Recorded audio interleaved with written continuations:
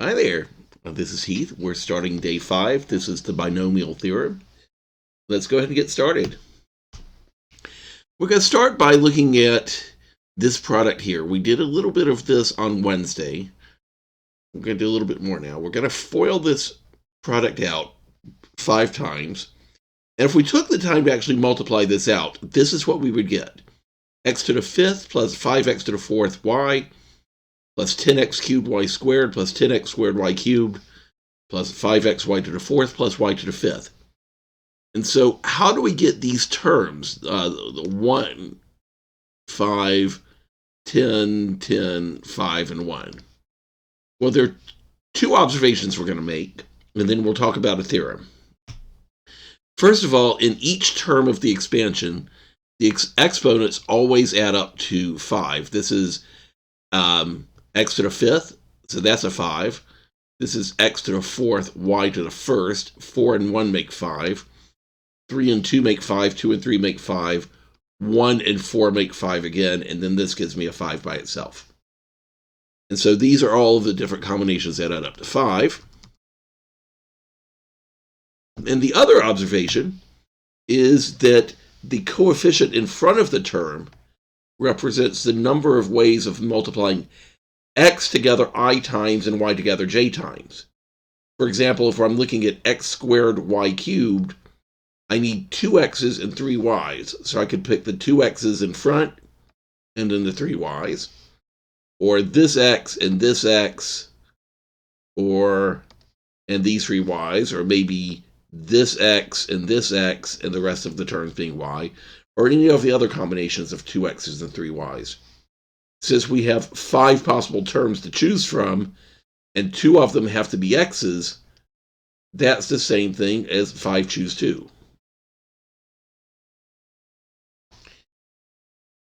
And that's the binomial theorem, that the expansion of x plus y to the n is the summation of all of the different ways from I going from 0 to n that we can have exponents of x and y that add up to 5. So 5 and 0, 4 and 1, 3 and 2, 2 and 3, 1 and 4, 0 and 5, for example, with the coefficient at the top being the number of ways of choosing the x's out of the n's.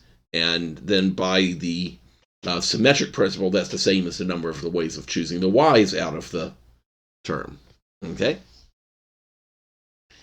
There's a special case that we like when x and y are equal to 1. Let me go back to this term for a moment. If x and y are equal to 1, the left side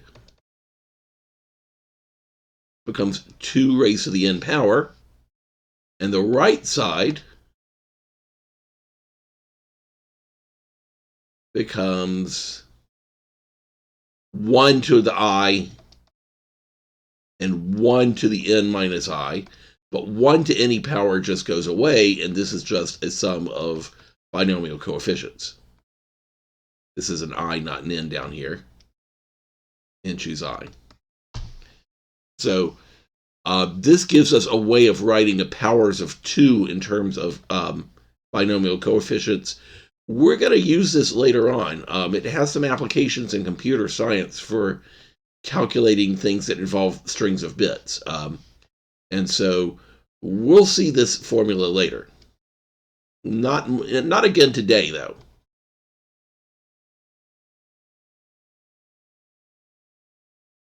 Okay? All right, so let's work through some examples. Find the coefficient of x to the 4th y squared and x plus y to the 6th. The total power is 6, and I have to choose 4 x's. So the answer will be 6 choose 4. That's the same thing as 6 factorial over 4 factorial times 2 factorial. And that's the same thing as 6 times 5 over 2. The 6 factorial and the 4 factorial leave me with 6 5 on top. 30 over 2 is 15.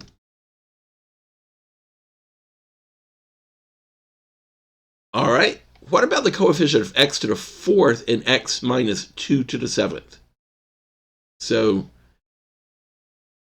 if this was x plus y to the 7th,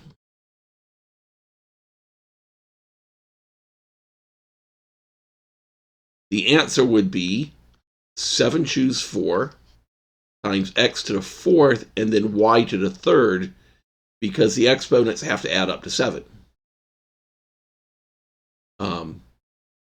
So that there are 7 terms, I'm choosing 4 x's. Since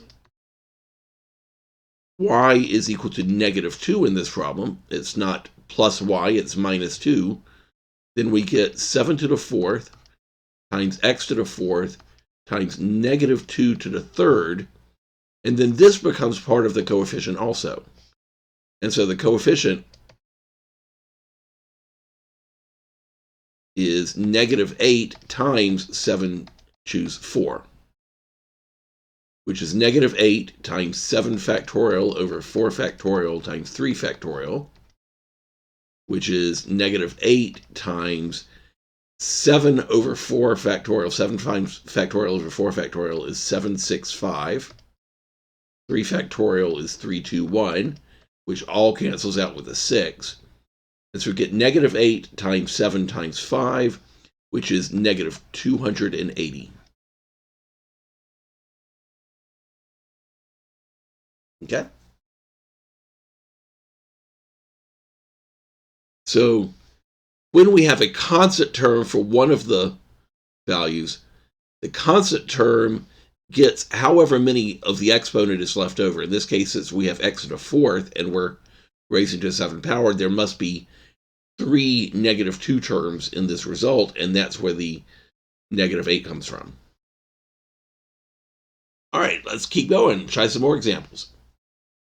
Use the binomial coefficient to determine the coefficient of x. Binomial theorem to determine the coefficient of x to the 4th, y to the 4th, and x plus y squared raised to the 6th power. So I have a whole bunch of x plus y squareds this time.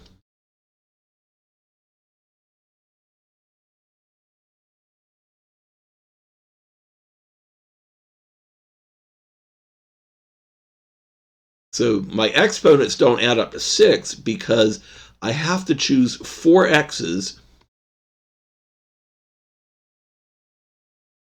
and I have to choose 2 y squareds. So that's why I get to y to the 4th. And 2 y squareds. Well, the number of ways of choosing 4 x's is 6 choose 4. And so the answer will be 6 choose 4, which we've done before, but I'll write it out again. 6 factorial over 4 factorial is just 6 times 5. 2 factorial is 2 times 1, and that's equal to 15 again. So we're choosing 4 x's and 2 y squareds. If we choose the 4 x's, we're getting 6 to the 4th. We could have also chosen the 2 y squareds. And what happens then is the denominator just switches around. Instead of being 4 factorial, 2 factorial is 2 factorial, 4 factorial, that's also 15. Okay? Let's move on. We're just doing some examples of this theorem here. What if we have a pair of binomials here, a to the 5th, a plus b to the 5th times c plus d to the 6th, and I want to multiply all this out and find the coefficient of a squared b cubed c squared d to the 4th. That means I need to choose 2 a's out of here,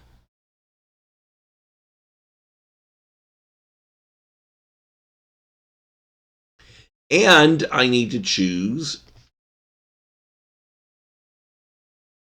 2 c's out of this one.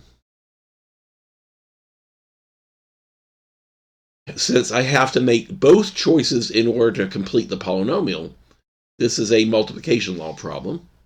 And so the ways of choosing 2 a's are 5 choose 2. The way of choosing 2 c's are 6 choose 2. Try that. Which is 10 times 15, which is 150. Okay.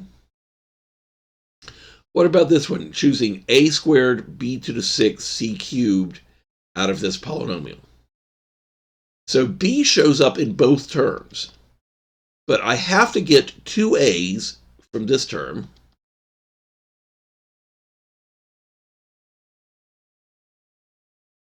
Which means 3 of the b's are going to come from over here, so that 2 plus 3 is equal to 5. And that means that I'm going to have 3 b's left over here. 3 b's and 3 c's add up to 6. So I need 2 a's from this group, and I need 3 b's from this group. I can't pick all 6 b's out of this group, otherwise I wouldn't have any c's left over. And so, since we have to choose 2 of these and 3 of these, this is going to be 5 choose 2 times 6 choose 3. And that is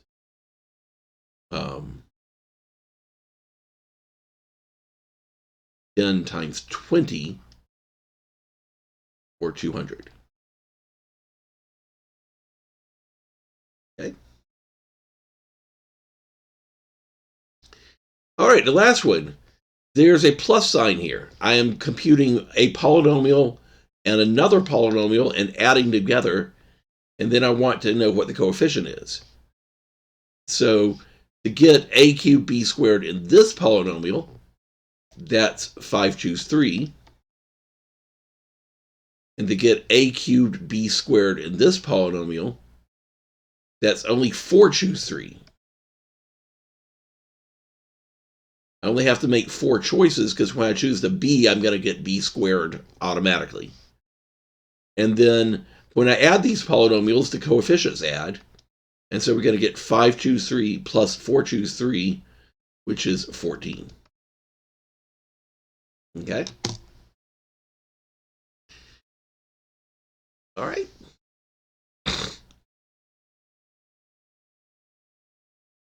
Spends a little bit of time working on this. It's not a hard theorem to use, but it's a versatile way of getting a lot of polynomial calculations out. We're going to go ahead and wrap this up today. Have a fantastic weekend. I'll see you guys Monday.